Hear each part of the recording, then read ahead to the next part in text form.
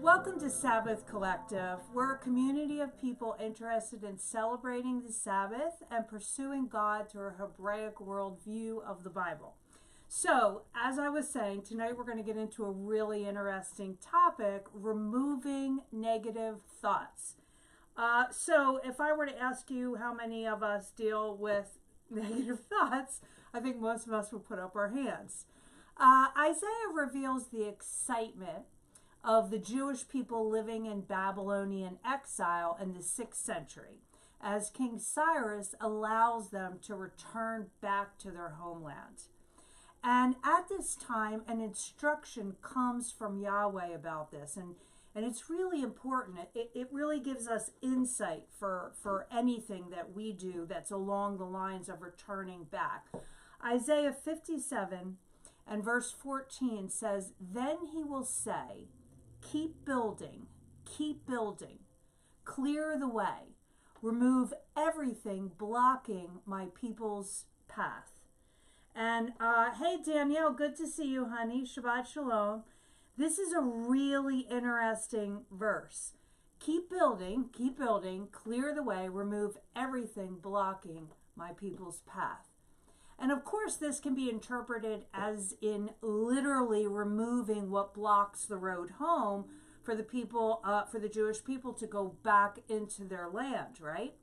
But it can also be applied figuratively, like most of the Bible can, relating to spiritual and emotional removal of things.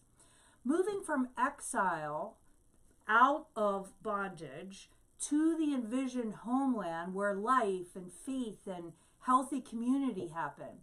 Well, that's always going to take some clearing out of debris that blocks the path.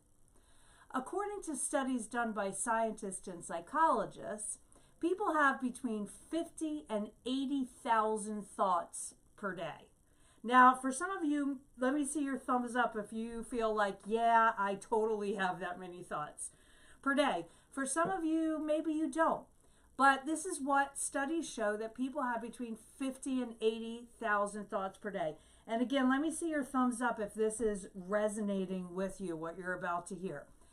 And anywhere, again, 50 and 80,000 thoughts per day, and anywhere from 70 to 90% of those thoughts are negative. Do you feel that? And this is really the kicker. And among those negative thoughts, so again, 50 to 80,000 thoughts per day, 70 to 90% of those thoughts are negative that you have. And among those negative thoughts, anywhere from 90 to 98% of those negative thoughts are the same negative thoughts as the day before. So you just, it's the loop. It's the negative loop over and over and over again. And maybe, Evelyn, good to see you, honey. Shabbat Shalom. Maybe some of you recognize that negative thought loop.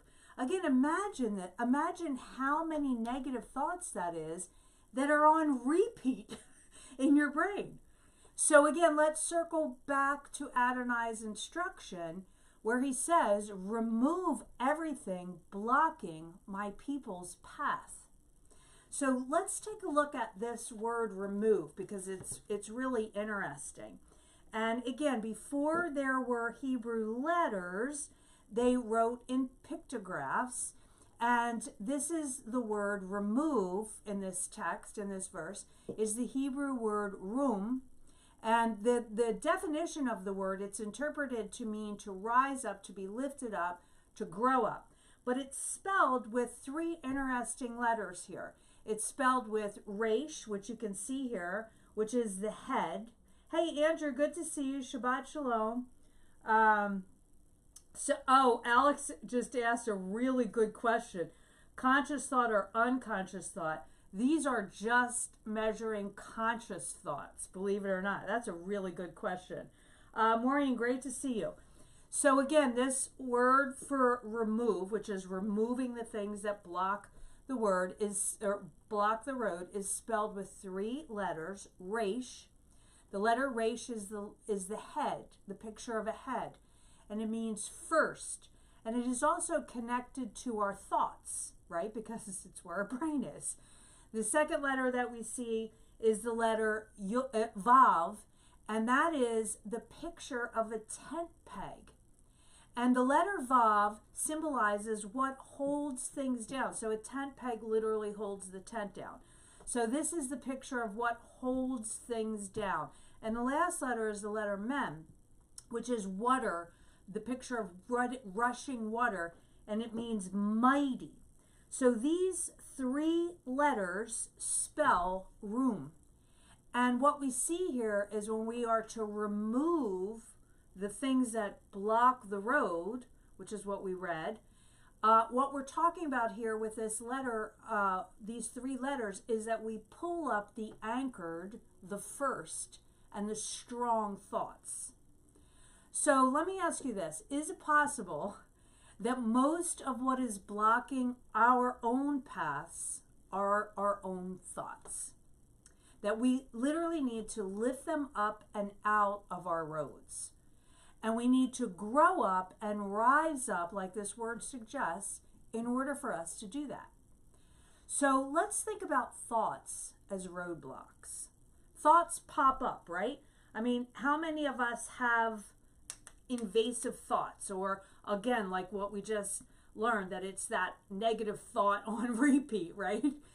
Thoughts kind of pop up, and sometimes we're not even thinking about it and something negative pops up, like, hey, I just heard my husband have 5 texts in a row, and what does that mean? He's not supposed to be working. Who's texting him that? And all of a sudden this negative thought.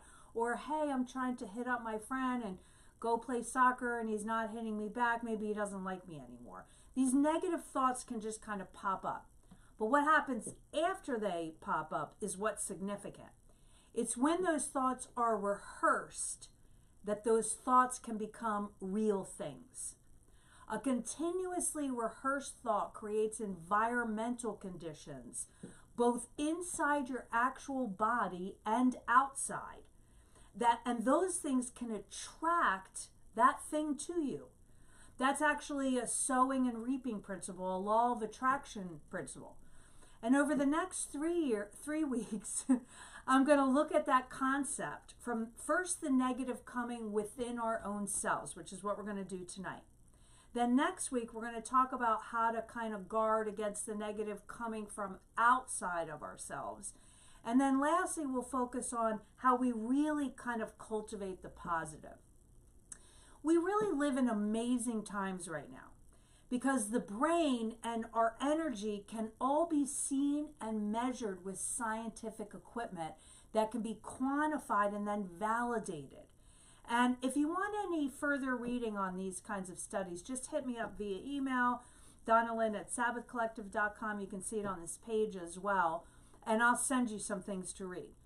I want to look first at a well-known phenomenon that kind of really shows us the power that our minds and our thinking has over our very body. And it's called the placebo effect. And all of us have heard of this. It's a fascinating thought that people can actually help and heal themselves, programming their brains in such a way that matches an intention.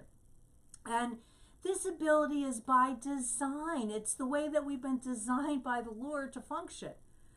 Now, I know there's a lot of confusion and crazy stuff with this concept, but I'm going to tell you what, I am done with not talking about important things because things have been categorized as bad or even evil by Western Christianity.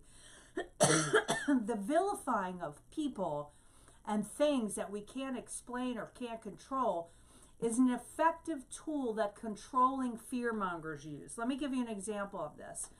In my youth, this was done in the media a lot with a group called the Black Panthers.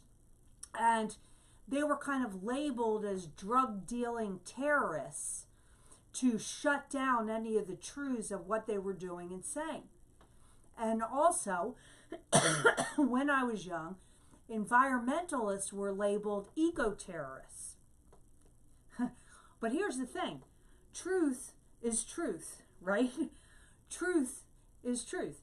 And it's often found in many places. And some of those places we may not be totally aligned with, but that doesn't negate the truth coming from them. So again, I'm not going to not talk about something amazing because there's some people over here that are kind of spinning it in some weird way. So back to the design of humans for manifesting when it comes to the placebo effect. A person will align themselves with a thought that is either generated from within or without and believe it will happen, and it does. Now, there, again, have been a plethora of studies about this all over the world. In the U.S. alone, Princeton, Harvard, Stanford, some of the really top-notch institutions that you can find for yourself if you research this. And there's also all kinds of documentaries that have been done about this as well, which are really interesting documentaries. Biologically, the body is wired. Absolutely. Carol, great to see you. Carol, don't forget you can go back and visit this later, even if it's not live, and it's on YouTube as well. Alexandra, I'm just about ready to get into that. So many people don't realize how high the placebo healings are in studies using double-blind and even triple-blind protocols. So double-blind, as you know, is when there's two groups of people in a placebo kind of trial, and one is given medicine and one is given a placebo, and neither one of them knows which one they're actually getting, and then the results are measured. A triple blind protocol is that you have these two groups that neither one knows, and also the people recording the information don't know. So not even the recording of the information is known by the recorder. And so this placebo testing is the kind of standard of how they measure the effectiveness of a drug, let's say, or a protocol. In one depression study, 80% of the people given the placebo have it work. It will work, again, in these studies for as long as the person thinks it will work. As long as they think it will work, this placebo that they're taking, it works. And if they go off of it, it stops working. And we're talking about the people that it works in. It stops working. As soon as they go off of it, even though they're only taking a placebo, it stops working. If they are told it is a sugar pill, it also stops working. Even though it worked when they thought it was a drug, but now when they're told it's a sugar pill, it stops working. And here's the interesting thing shown in a lot of studies, but when they're told, no, but here's the real drug, but it's still a placebo, it will start working again. Again, this is the power of the thoughts. Back in the 1980s, neuroscientist John Levine conducted what is now considered one of the quintessential analysis on the placebo effect. And in his study, post-operative patients received either a secret dose of 6 to 8 milligrams of morphine or another dose of a substance described as a powerful painkiller. So some people got morphine, some people got what is described as a powerful painkiller, but it was only saline. The results were that patients in both groups reported the same degree of pain relief. We see this in dentists, psychiatrists, surgeons that have seen the same. Patients don't just imagine these good results from the placebo.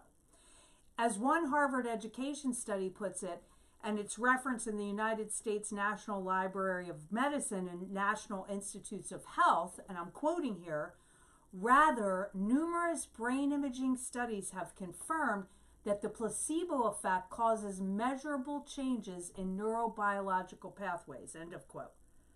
So oftentimes the placebo effect causes neurotransmitters to release the same hormones that they are told are in their placebos, things like estrogen or serotonin or dopamine or testosterone. Their brains make them produce the same hormones that they're told that they're given. Professor Ted Kapchuk of Harvard-affiliated Beth Israel Deaconess Medical Center, whose research focuses on the placebo effect, writes, and I'm quoting, "The placebo effect is more than positive thinking. Believing a treatment or procedure will work is about creating a stronger connection between the brain and body and how they work together." And look, I tell you all this for us to know this is the God-designed power of our thoughts. So what about the nocebo effect? It's what happens when you're given a sugar pill, but you're told it's a drug that may have terrible side effects, and then start to exhibit those side effect symptoms. The nocebo effect can also occur when a doctor tells you after a surgery or a procedure that you could have these negative side effects. In 2012, researchers from the Technical University of Munich in Germany published a review on the nocebo effect. They looked at 31 empirical studies and found that not only does the nocebo effect exist, it's surprisingly common. And it's causing an ethical dilemma for doctors or nurses because the majority of the time, whatever they tell the patients can happen, oftentimes does happen, which is the power of negative thoughts. The doctors and nurses still need to tell the people, but there's a bit of a dilemma because they know that the power of thinking can actually bring it about. The nocebo effect has been seen in people who have been misdiagnosed with diseases and then manifested the symptoms of those diseases, even though they didn't have them. Now, again, this is not woo-woo, okay? This is not something that, is just kind of mystical. This is a for real scientifically documented phenomenon. Removing negative thoughts is done through the process of consistently working within reality. It's not an instant manifesting something from nothing.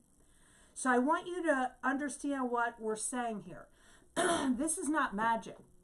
The power of our thoughts are not magic. I'm also not talking about an instantaneous miracle from God, where he moves on someone like we read in the Bible, or maybe we've seen in our own lives, and it's an instant, externally created miracle from the Lord. I'm not talking about that either. I'm talking about the miraculous that we can see from our own thoughts. It is us working within our God-designed bodies through scientifically proven principles of nature and biology. And again, this is the design of God. So how do we do this? How do we deal with the kind of negativity in our life that's coming up in our own minds that can do everything from make us sick, to give us anxiety attacks, to cause us to not want to leave our homes, that keeps us trapped in unhealthy relationships or jobs? How do we deal with these kinds of negative thoughts? Alexander is saying people with cancer have been told they have 3 months to live, then get cured in the meantime over treatment or lifestyle, but then still die. And again, thank you, Alexander, because this is Alexandra's world, okay? So she knows what she's talking about, and she's co-signing this. This is true. It's proven. This is not just like mystical stuff. This is scientifically proven facts. The power of thoughts. So how do we use this in a way that God has designed us to use it? So first I want to take a look at Proverbs 12:25. The first thing that we do is we rise up. Number one thing we do, we rise up. So Proverbs 12:25 says, anxiety in a person's heart. And the Hebrew word for heart there, is the word lab, and it means inner part, soul, mind, the seat of emotions. So anxiety in a person's heart weighs him down. And that word in the Hebrew is shakak, and it means to depress and to bow down a person. But a kind word cheers him up. And that word for cheers is the word samak, which means gladness. And this is a really cool word, the word for samak. It means gladness, but it comes from a Semitic root to describe the morning sunrise. So a kind word cheers them up. The sun, what does the sun do? It rises up, and everything that was in the dark begins to brighten up. And this is what a good word does to us, right? But anxiety, we read here, in a person's heart literally weighs us down. It makes us bow down. So let me ask you a question. If this is what anxiety does, and there's a power in that, and it affects our physicality, let me ask you this. How does a person look who is weighed down? They look like this, right? Their head is bowed, their back is curved, their eyes are down, their shoulders are hunched. So, like the saying goes, change the physical, change the thoughts. How do you stand when you're confident? You stand up, right? You stand tall. How do you sit when you're expectant and excited? Remember when you were a kid in a class and the teacher says, I have a surprise for you all today, and you are sure it's a cupcake and it's somebody's birthday. What does everybody in the class do? They are sitting tall, right? They're expectant. They're excited. How do your eyes look? How does your face look when you're joyful, when you're expectant? You're looking up, right? Some life coaches even have people put their arms on their hips like Superman. And one California university actually did a study on this that life coaches do, on this exercise, and they showed measurable change in people's brain waves when they just did this and stood like Superman. So rise up. Physically, act like you want to feel and be. There's great power in that. And again, all this is quantifiable now, which is beautiful. We know it works because we can measure it. The second thing that we see here, which is very important, is to guard your heart. To guard your heart. So rise up and guard your heart. The ancient wisdom book of Proverbs in chapter 4, verse 23 says, above everything else, guard, and that's the Hebrew word for natsar, and it means to watch over and to protect from danger. Watch over and protect from danger your heart. Listen to this next part. Read it with me. For it is the source of life's consequences. What? Have you ever seen that verse before and really thought about it? Your heart is the source of life's consequences. That's crazy. How do we guard our hearts when negative thoughts pop up? Because we realize when they do, and if we sort of let them into our hearts, that we'll see those consequences in our life. So hold space for this. There is an understanding that you can be getting from those thoughts, from a part of yourself that maybe you never really understood before. You're not at war with yourself. Usually our brains do not want to harm us, okay? Your brain is not evil. Our brains are not our enemy. They usually want to protect us, unless you're some sort of for real masochist, which I venture to say, looking at all the names now, none of us are, okay? None of us are. Our brains are not our enemy. Again, when you experience a trauma, and we've been talking about this, your brain thinks you're going to die. When it feels like an emotional, a psychological trauma, your brain doesn't know the difference between that and you're getting chased by a tiger in the woods. You've heard me say this now over and over.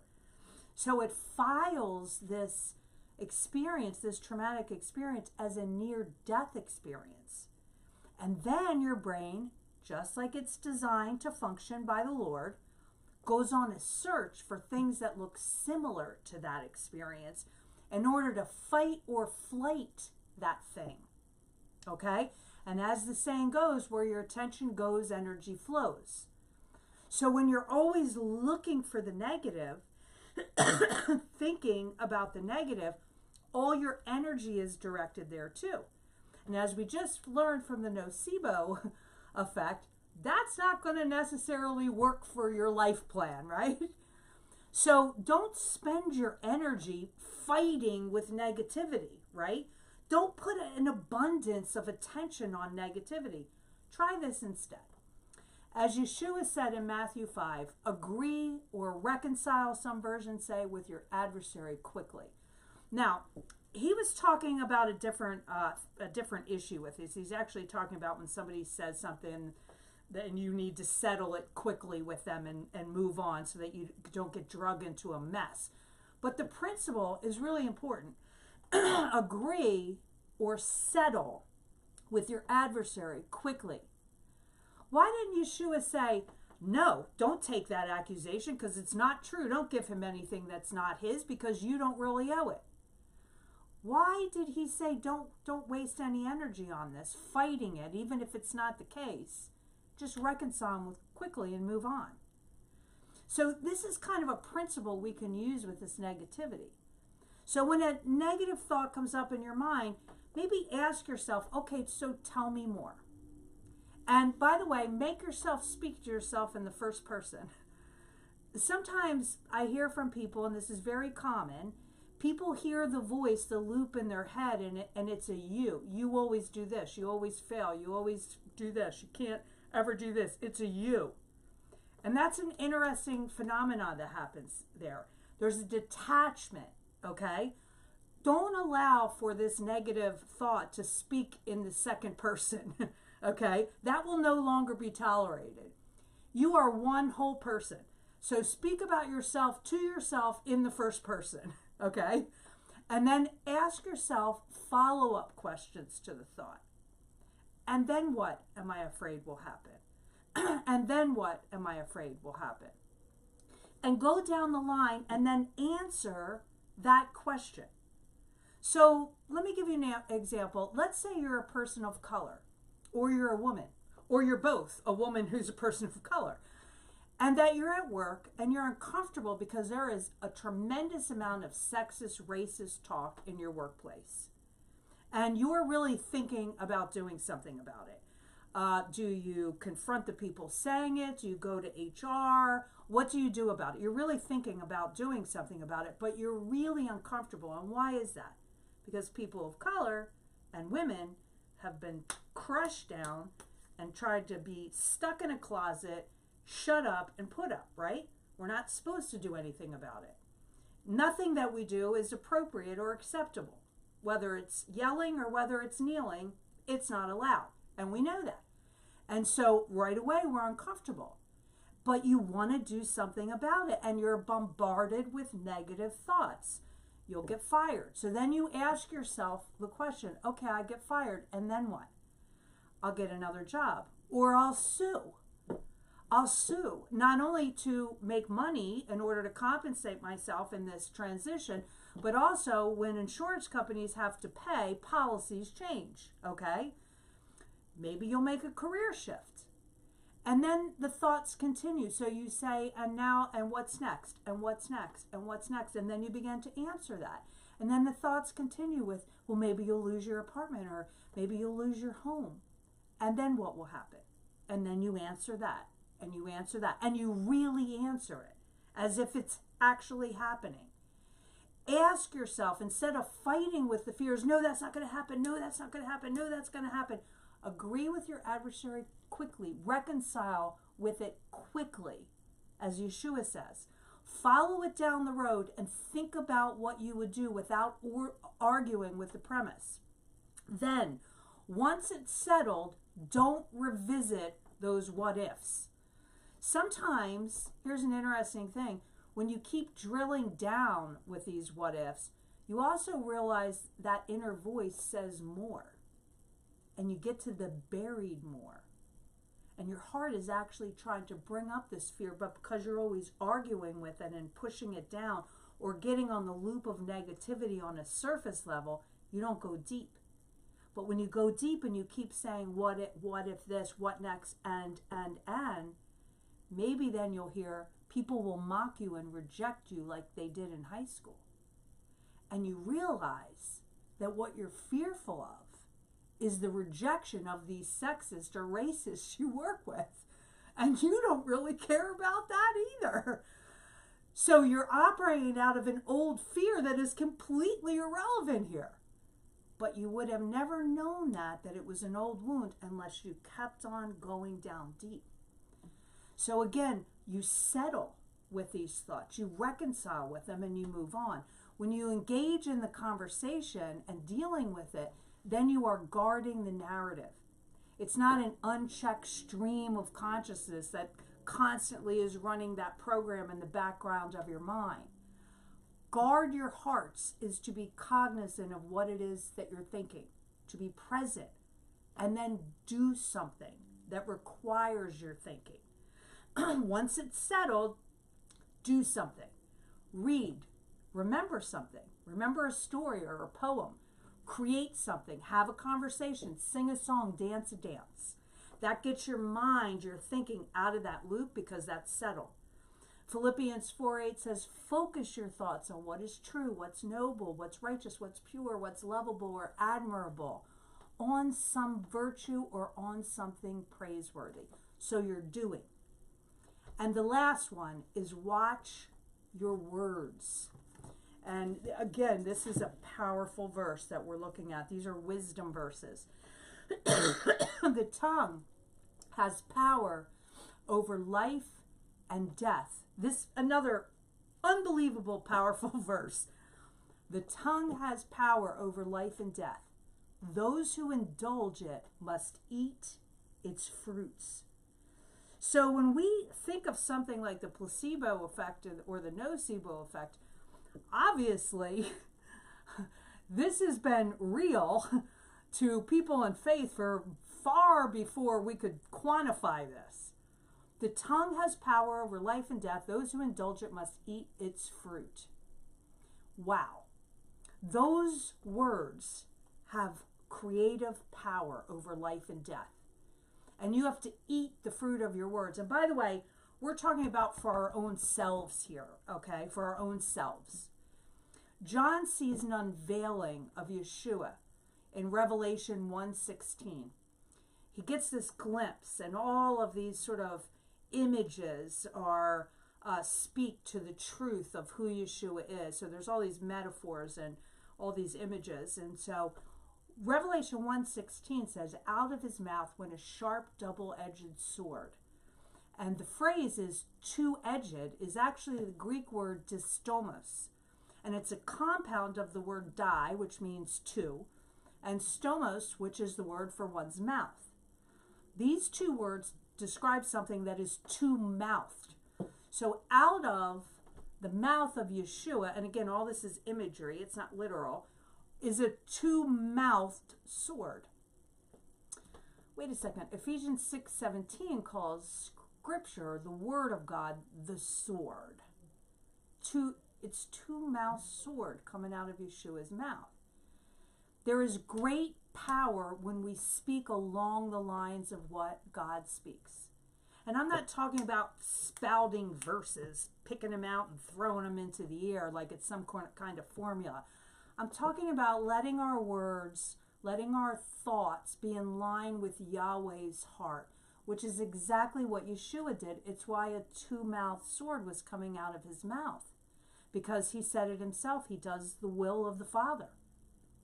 So why would you just let anything come out of your mouth about yourself or other people that isn't blessing life? So again, we need to rise up. We need to guard our hearts, and we need to watch our words. When we remove the things that block our path, we can continue on our journey towards home. And again, this is not some sort of personal fame or fortune. The road leads to life in the promised land, where the community is safe and prosperous and healthy. The place where God intended us to be. The place where love reigns. Let me know how you're making out with these, and we'll be working on these together.